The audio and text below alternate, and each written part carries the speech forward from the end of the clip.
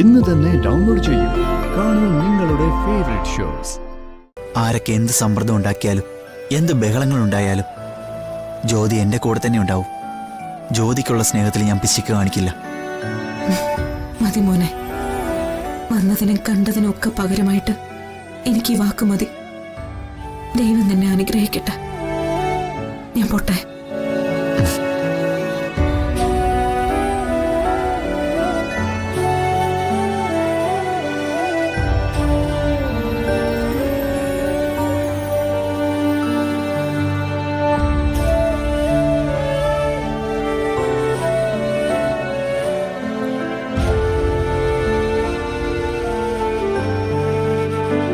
Nate night അവരെങ്ക പോകുമെന്ന് വിചാരിച്ചില്ല.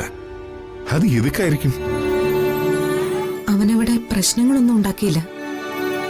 പക്ഷെ അവരെല്ലാം വല്ലാതെ പേടിച്ചുപോയി. ഭക്ഷണം വാങ്ങിക്കഴിച്ച് ജ്യോതിയോട് യാത്ര പറഞ്ഞവൻ പോവുകയും ചെയ്തു. ജ്യോതിയോട് അവൻ പറഞ്ഞത് ഇനി അവൻ ആർക്കു മുൻപിലേക്കും വരില്ല എന്ന. അതെന്തുദ്ദേശത്തിലാണെന്ന് എനിക്കറിയില്ല.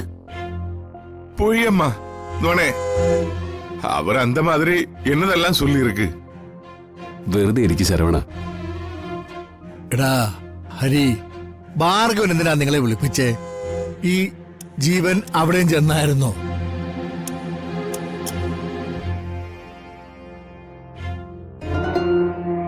എന്താ ഹരി, ഒന്നും ഒളിച്ചു വെക്കാൻ നിങ്ങൾ നോക്കണ്ട. പരസ്പരം അറിയാത്ത ഒരു കാര്യവും വേണ്ട. ആന്റി, ജീവൻ ഇന്നലെ പാടത്തുണ്ടായിരുന്നു. പാടത്ത് നിൽക്കുന്ന ഞാനാണെന്ന് കരുതി ഭാർഗവൻ സാർ അടുത്ത് ചെല്ലുകയും ചെയ്തു. അപ്പോ ഒന്നും മിണ്ടാതെ അവനവിടെ നിന്ന് പോയി.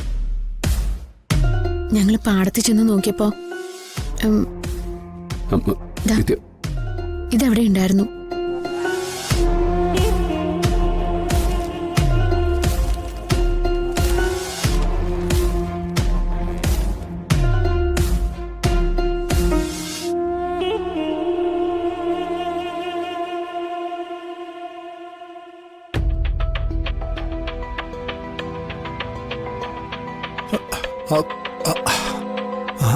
നീ നട്ടതൊക്കെ ഞാൻ വേരോടെ വീഴും.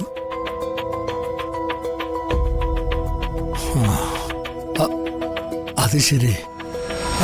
അപ്പോ ജ്യോതിയുടെ വീട്ടിൽ പോയി ഭക്ഷണം കഴിച്ച് യാത്ര പിരിച്ചെന്നൊക്കെ പറഞ്ഞപ്പോഴേ ഞാൻ കരുതിയത് വല്ല മനമാറ്റവും വന്ന് അങ്ങനെ ചെയ്തിട്ടുണ്ടാവുന്ന. ഇതിപ്പോ അങ്ങനെയല്ലല്ലോ. കൊടുക്ക പാക്കട്ടും. ഇത് എന്നെ എഴുതിയിരിക്ക്. ഇതോ, നീ നട്ടതൊക്കെ ഞാൻ വേരോടെ പിഴുതുന്നു. അയ്യോ അപ്പാ. അതായത് ഇപ്പോ ഈ കുടുംബത്തിന് ആശ്വാസം കൊടുക്കുന്നത് ഹരിയാണല്ലോ. അതില്ലാണ്ടാക്കുന്നായി പറയുന്നു. ഹരി, ഏതായാലും കുറച്ചു കാലത്തേക്ക് നമ്മളൊക്കെ ഒന്ന് സൂക്ഷിച്ചേ പറ്റൂ. നമുക്ക് നോക്കാം ആന്റി. പോലീസ് സ്റ്റേഷനിൽ പോയി ഒരു പരാതി കൊടുത്തേക്ക്. അതെങ്ങനെയാ സുജാതെ?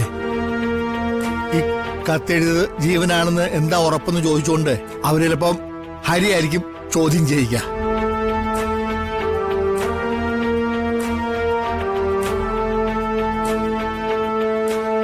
ഇപ്പോ ഒന്നും പ്രത്യേകിച്ച് ചെയ്യാൻ വേണ്ടിയിട്ടല്ല രാമകൃഷ്ണേട്ടാ, ഒരു മുൻകരുതലിന് വേണ്ടിയിട്ടാ.